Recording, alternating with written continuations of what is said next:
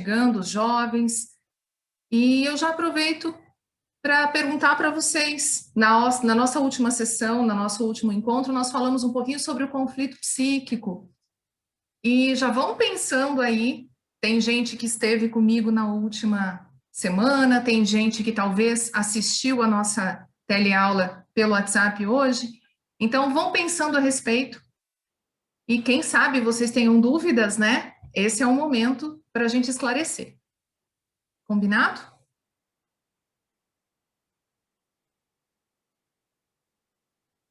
Combinado, Márcia. Ótimo.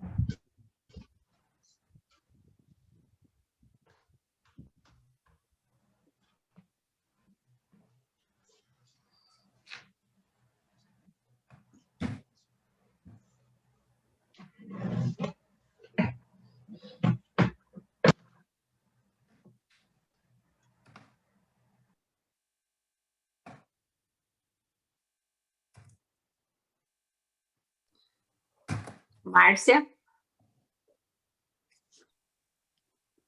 Oi, pessoal, boa noite. Oi. Oi, Mônica. Boa Boa noite, Oi, Mônica. Vera. Oi, Boa noite, tudo bem? Márcia. Seja muito bem-vinda. Ai, Márcia, obrigada. Vera e Valéria moram no meu coração. Obrigada. Esse grupo já são de casa, né? As três, ali, ó, sempre unidas. Eu e a Mônica na verdade, trabalhamos a Valéria tá juntas. chegando agora. É. Valéria, trabalham em quê? Somos professoras. Ah, você é professora de... Lucas. Eu dou aula de geografia para o ensino médio. E E a Mônica trabalha com os menores. Os pequeninos. Eu sou professora de História da Arte. História da arte. E trabalha no colégio? Fundamental 2. Eu trabalho no Colégio Americana e no Estado também. Tá. Eu trabalho em 2 colégios particulares. Um em Santa Bárbara, Colégio Ideal, e em Americana, no Colégio Politec, na Avenida Brasil. Tá certo. Então, vocês não... Esse ano a gente não tá junto. Esse ano vocês não estão juntos. Não. Não. Tá. Não. E já são amigas de longa data. A gente se conheceu no Ângulo. A gente trabalhou juntas tá. no Ângulo. Tá. 2018, né, amor? Não, 2014. O Ângulo fechou em 2018. Sim, 2014. 2014. Tá certo. Já são aí 7 anos de caminhada, vocês duas. Sim. Sim. Bom, E a meninas... Vera eu conheci no protocolo passado. Aí... E se uniram tanto, né? É. Ai, a gente ficou amiga. Tá certo. Meninas, hoje... A Vera que está fora do Brasil? Isso. Sim. Sim. Estados Unidos, né, Vera? Isso. Passando frio aqui. Que estado É isso você que eu ia te está, Vera? perguntar. Que delícia. Nossa, Veja. super frio. Super frio. Mas já acostumei. Meninas, então, ó, conforme eu combinei, eu vou começar às 19h30 e eu vou fazer uma breve explanação aqui de um tema que eu considerei importante hoje e vou deixar os microfones de vocês no mute enquanto eu falo, que vai ser uma coisa bem rápida, e depois eu vou deixar aberto para que a gente volte a conversar. Tudo bem? Tudo bem. Ok.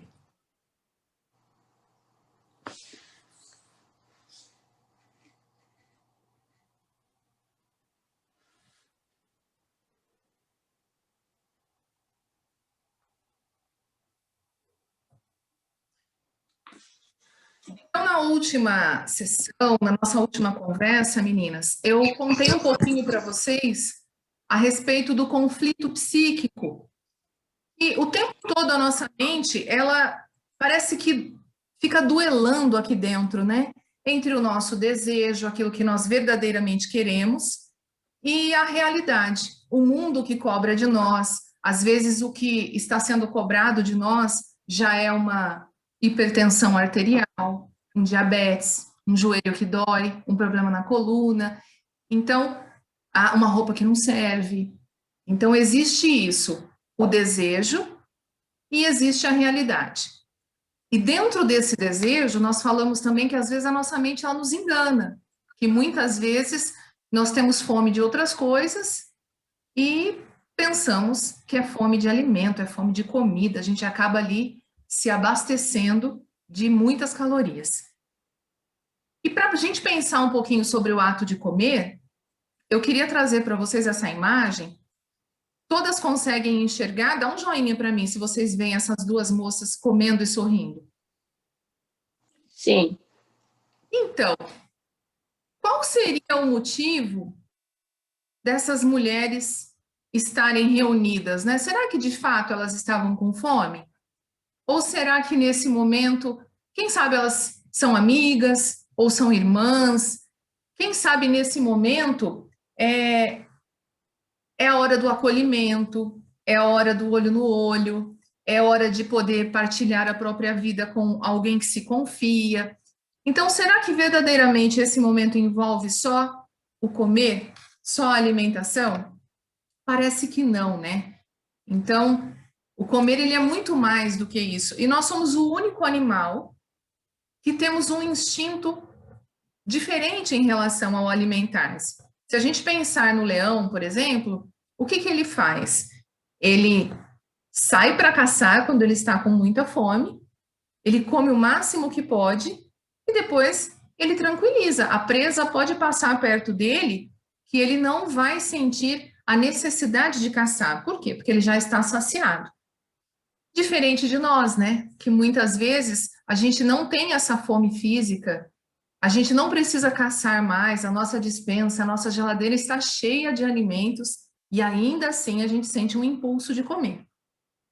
Às vezes, esse impulso, ele é em decorrência da socialização, né? Eu até jantei, mas aí me convidaram para uma reunião de família, de amigos, e lá nessa reunião tinha alimentos. E parece até que a falta de educação a gente não come nada, né?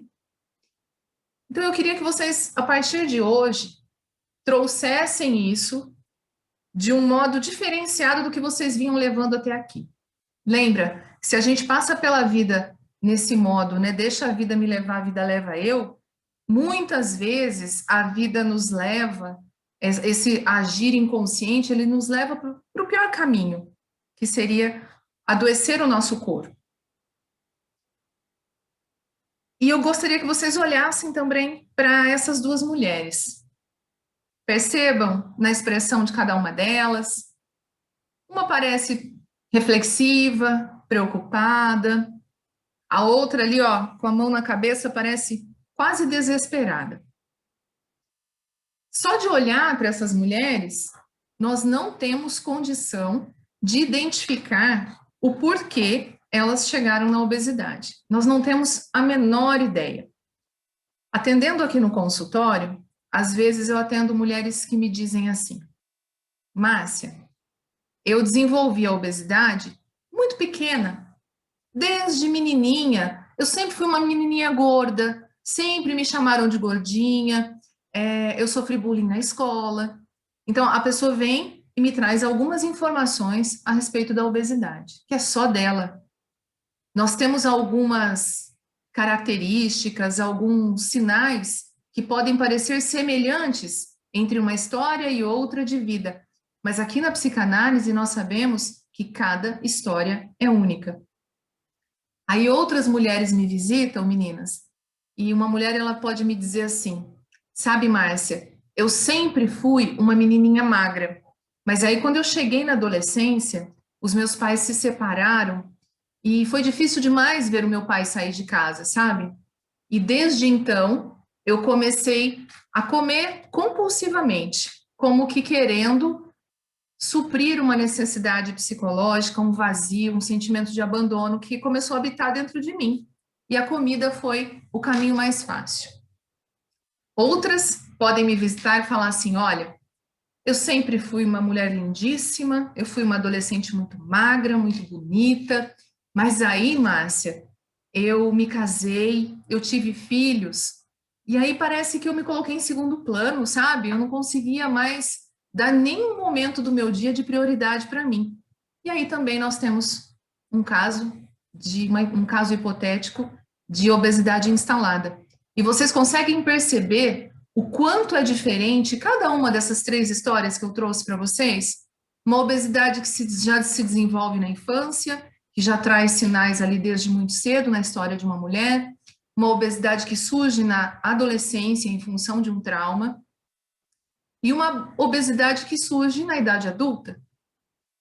Então, obesidade, se a gente encontrasse as 3 na rua, nós não seríamos capazes, simplesmente olhando para elas, de identificar o que é que existe por trás daquele corpo obeso. Mas, quando a gente traz para o consultório, a gente traz para a particularidade, para a individualidade, a gente consegue perceber ali muito material que precisa ser trabalhado. Lembrando que antes de qualquer sintoma físico se instalar num corpo, primeiro ele nasce na mente. Então, um corpo, antes dele ter ali os sintomas de obesidade e de tudo aquilo que a obesidade pode acarretar na vida de uma mulher, essa mente ela já dá sinais de sobrepeso. É uma mente que já está pesada. É uma mente que talvez carrega ali muitas culpas, muitas mágoas, muito sentimento de abandono.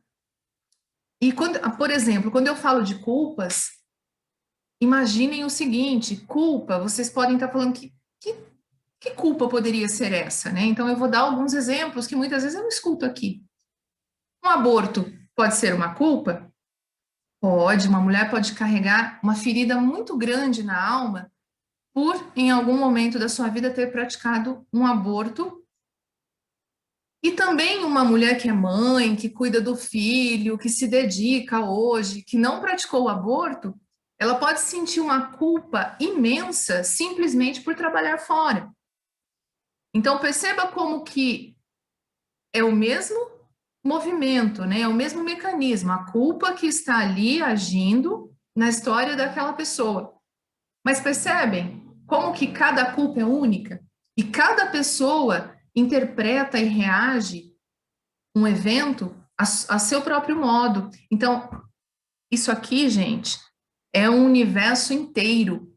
Então, a gente consegue se aproximar da mente de um ser humano, mas nunca conseguiremos desvendar totalmente tudo que habita aqui.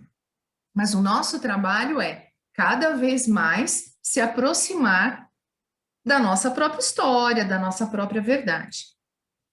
E onde que a psicanálise entra em meio a tudo isso? A psicanálise vai em busca, vai ajudar vocês, eu estou aqui para ajudar vocês nesse período do programa Minha Melhor Versão, para que vocês finalmente tenham a oportunidade de falar sobre a história de vocês.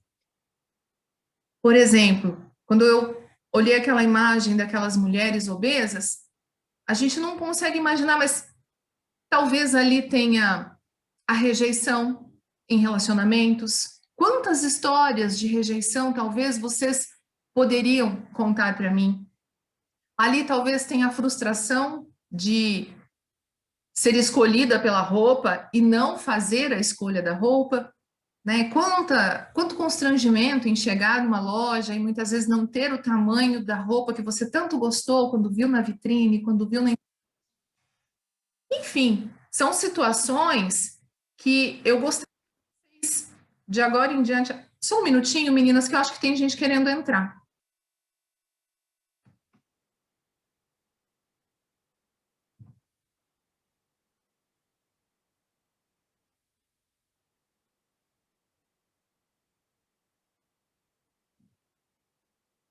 Pronto.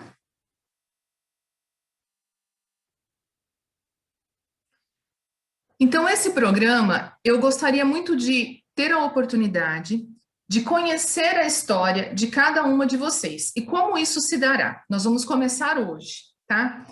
Então, eu vou pedir que, gentilmente, vocês contem para mim alguma coisa. Eu sempre brinco com as minhas pacientes aqui, ó. Eu prefiro que você me conte o que está aqui, ó. Talvez é só vocês que sabem o que está entalado e você gostaria de compartilhar.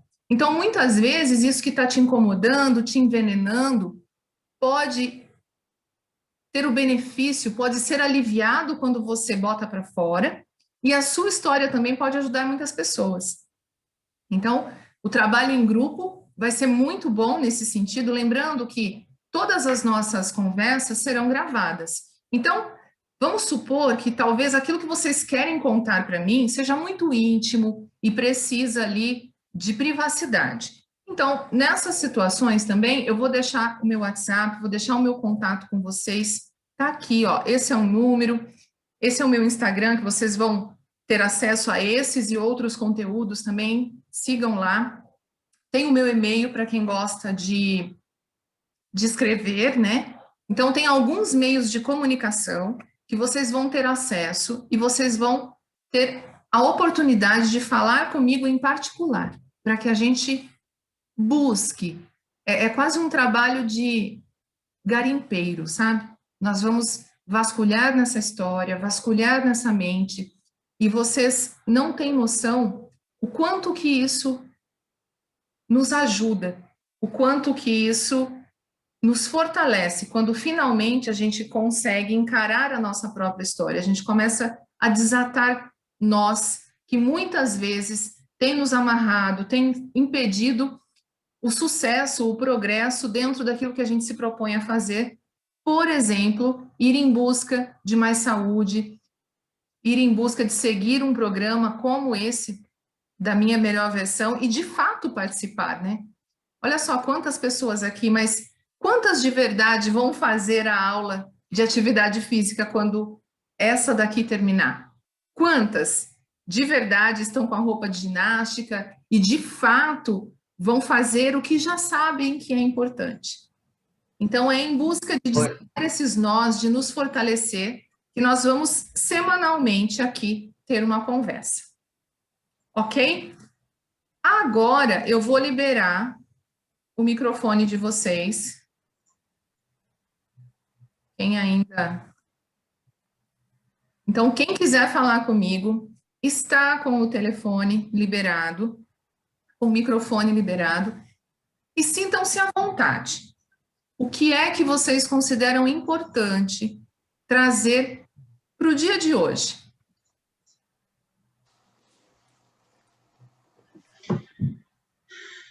Uma de cada vez, por favor.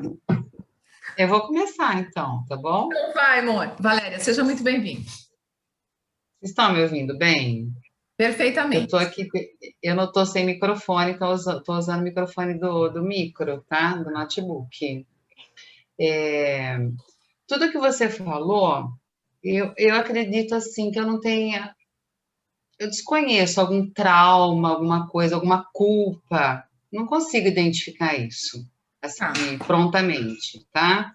Não consigo identificar essa culpa. Aliás, muito pelo contrário, o fato de eu trabalhar fora e de eu ter criado meu filho Vitor, que hoje tem 22 anos, para mim é super motivo de orgulho. Eu tenho, assim, super orgulho da minha profissão e tenho super orgulho de ter conseguido sustentá-lo depois da minha separação, sabe? Então, eu acredito que isso não seja um trauma. Mas, depois que eu me separei, eu vim morar aqui na casa da minha mãe, que é essa casa que eu tô hoje. Minha mãe estava sozinha, meu pai já faleceu faz 20 anos, e a casa aqui é grande. Então, eu com o Vitor viemos provisoriamente para ficar um tempo, mas acabamos nos acomodando e estamos aqui até hoje. Então, o Vitor veio para cá com 6... então, eu mudei para cá, ele tinha 6 aninhos e ia fazer 7. Eu mudei em janeiro, ele tinha 6, e em março ele fez 7, hoje ele tem 22. Ou seja, ele brincou na mesma praça que eu brinquei quando eu era criança, ele dorme no quarto que era dos meus irmãos, eu durmo no quarto que era meu quando eu era adolescente, e nós voltamos aí para junto da minha mãe. Só que a minha mãe tem hábitos alimentares péssimos. Ela gosta muito de fazer fritura, ela gosta muito de fazer bolos, doces, sabe aquela coisa assim, domingo, sábado, fim de semana tem que ter doce. nós recebemos, como aqui é a casa da avó, vem muita gente aqui. Vem as netas, vem os meus irmãos, e cada um que chega, café, sabe aquela coisa, né? Aquela coisa em Comida reunião como da mesa. a comida como Então, uma eu forma de vejo isso, acolhimento, né, Valéria? sim, para mim, isso é meu grande desafio. Eu estar numa casa que oferece muita coisa gostosa para ser comida, muita coisa, minha mãe cozinha super bem, sabe? E eu consegui mudar alguns hábitos dela, como fritura, porque eu e o Vitor, a gente tenta levar uma vida mais saudável, sabe? Mãe, não faz isso, mãe, não frita, faz grelhado. Mas eu percebo que isso gera um conflito aqui em casa com ela também, porque ela quer fazer as coisas do jeito dela, porque aqui é a casa dela, Exatamente. entendeu? Aqui é a casa dela. Nós é que estamos morando aqui. Então, depois que eu vim para cá, eu engordei. Eu não sou gorda, tá? A Mônica me conhece, eu não sou uma pessoa obesa, eu estou com sobrepeso. Não é uma Tá. coisa assim, nossa, E você tem algum mas prejuízo? E você tem algum prejuízo na sua saúde em função do sobrepeso? eu tô sentindo uma dor no meu pé direito. Quando eu caminho, quando eu vou fazer caminhada, sabe o peito do pé, Sei. parte de cima, o peito do pé, dói. Tá. E às vezes eu sinto assim um pouquinho também a lombar, que eu não sei, porque eu já ouvi falar também que a lombar tem muito a ver com estresse, com postura.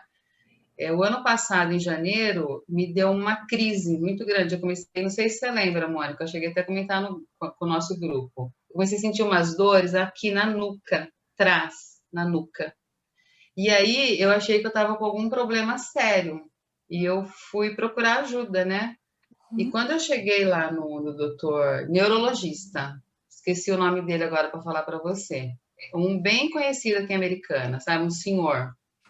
Ele falou assim: de 10 pessoas que entram no meu consultório, 9 trazem esse problema que você está trazendo, é postura.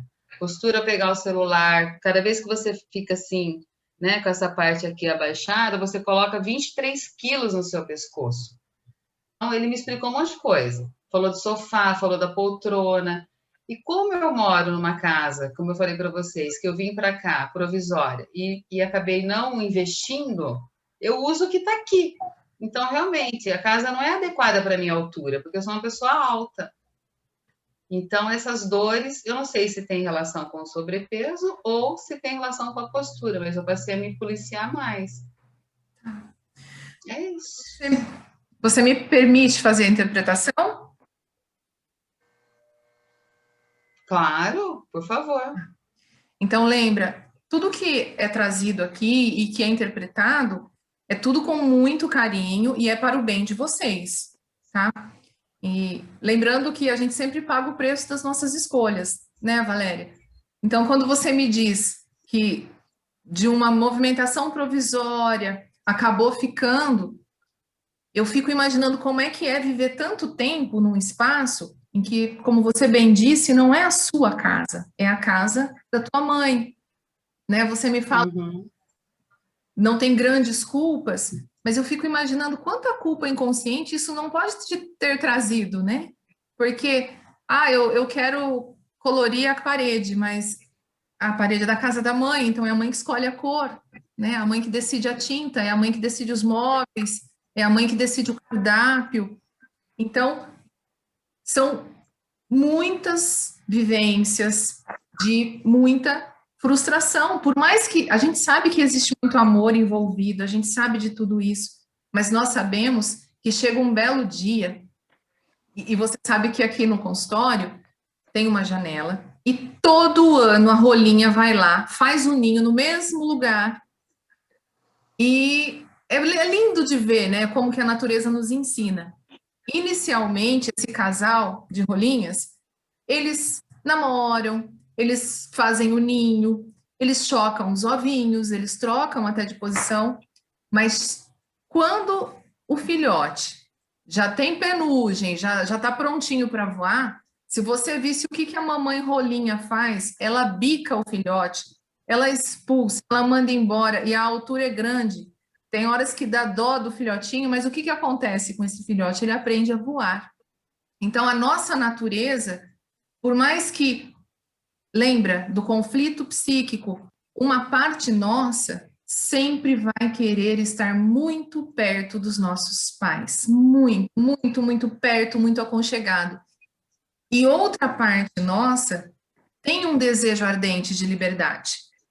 Então, lembra, e não existe certo e errado, mas existe sempre um preço a se pagar. E quando você escolheu ficar, quanto desse outro lado que queria liberdade você não teve que abrir mão? Não é verdade, Valéria? Sim, é verdade. E isso pesa.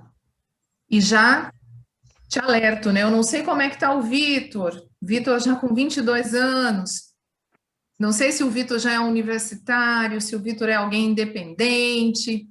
É.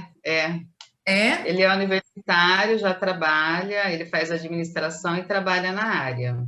Então, ele Ótimo. trabalha durante o dia, estuda à noite. Um filho maravilhoso. Que bom, que bom. Resultado, sem dúvida nenhuma, do que ele recebeu dessa família também, de todo o amor que ele recebeu dessa família. Já Sim, a minha família é uma família bem estruturada, sabe? A gente não tem grandes conflitos. Mas essa questão aí da minha mãe na cozinha, do jeito dela, eu acho que me atrapalhou, assim, na questão de manter o foco, né? Eu procuro sim. manter o foco. E diz uma coisa para Mas mim. para você ter uma ideia, às vezes eu vou para a cozinha para fazer alguma coisa, ela Uhum, vai lá. O que você está fazendo? O sim. que você está fazendo? O que você Ô, está fazendo aí? Valéria, Estou escutando. Ah, diz uma coisa para mim. O Vitor já pode voar se ele quiser? nossa, total. Se o Vitor arrumar um emprego em Pode, São Paulo amanhã, tá? Amanhã, um estágio do bom na área dele, o emprego dos sonhos, ele pode ir embora? pode. Eu sou Pode. super tranquila com relação a isso. Muito Pode. bem. Eu já te lancei logo essa pergunta, por quê? Porque ciclos familiares tendem a se repetir. Então, já que o Sim. Vitor foi criado nesse ambiente de muito amor, mas de muito vínculo, a tendência de que ele não vá, de que ele queira ficar no ninho é muito grande. Então, Para lembra, você ter uma ideia, ajuda Márcia, ele a voar.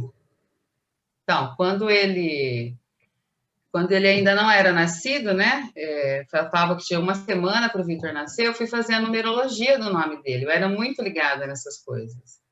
E eu não sabia se eu colocava Victor com C ou só Vitor. É mesmo. Então, a pessoa que fez a numerologia falou que se eu colocasse com C, ele seria uma pessoa mais desprendida, não ficaria tão preso a mim, que ele voaria, que ele teria grandes oportunidades, inclusive, assim, até fora do país, se ele quisesse, sabe? Eu falei, nossa, então eu tenho que pensar, é Victor com C mesmo, porque o meu filho não é meu, né? Eu gerei o meu filho, mas meu filho é do mundo, né? Eu não tenho essa coisa. E minha relação com ele é muito saudável. Eu não sou super protetora. Eu cuido, mas eu não super protejo. É diferente. Eu sou muito cuidadosa com ele, muito carinhosa, mas eu não sou super protetora. Ótimo. E o Vitor chegou a dormir com você quando você se separou? Ele voltou para sua cama? Não, ele foi para um quarto, eu vim para o outro. Muito E bem. desde bebezinho ele sempre teve o quarto dele também. Essa informação é importante, ela é relevante para quem tem, de repente, se alguma que tem filhos pequenos, porque nós sempre fazemos essa orientação, né? Principalmente para mulheres que têm os filhos meninos, né? Sexo masculino, e acabam tendo, né, essa maternidade quase que sozinha, sem a presença ali de um pai, né? Aquela família tradicional que a gente chama de o triângulo, né, do complexo de Édipo, pai, mãe e filho. Se porventura essa mulher cria esse filho sozinho, é muito importante dar esse espaço para esse menino, né? Porque é muito comum, às vezes, a mulher se separa e bota o menino no lugar do pai. Começa a dormir com o menino. Esse menino não cresce, gente. Ele vai ter sérias dificuldades durante a vida para conseguir voar se ele se vincular demais, se for essa simbiose, sabe aquele cordão umbilical de mãe e filho que nunca se rompe? Muitas vezes dessas relações sem uma interferência paterna mais presente, sabe? Porque quando tá ali o triângulo pai, mãe e menino, filho homem, normalmente o pai faz esse corte, né? O pai deixa claro, opa, eu preciso da minha mulher de vez em quando, né? Agora, quando fica só o menino e a mãe, é muito importante ter esse cuidado. Fico muito feliz por você ter feito essa opção inteligente de dar o espaço para o seu filho, permitir que ele tenha essa individualidade. Obrigada. Muito obrigada pela sua partilha, viu? Eu que agradeço. Nós temos 3 minutos. Mais alguém gostaria de falar, trazer alguma informação para essa nossa conversa?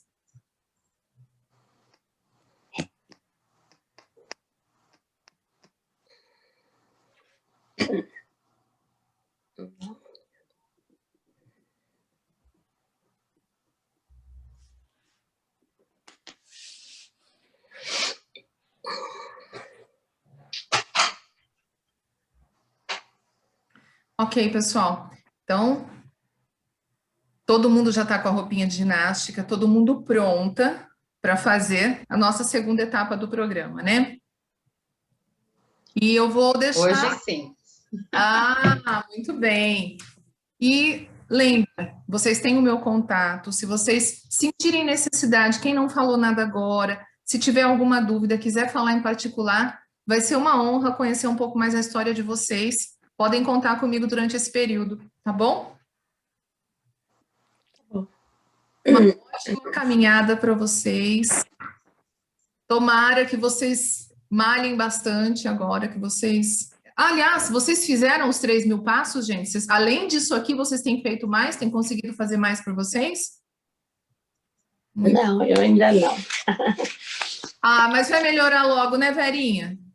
Eu por enquanto ainda estou de escanteio, mas logo, logo eu volto.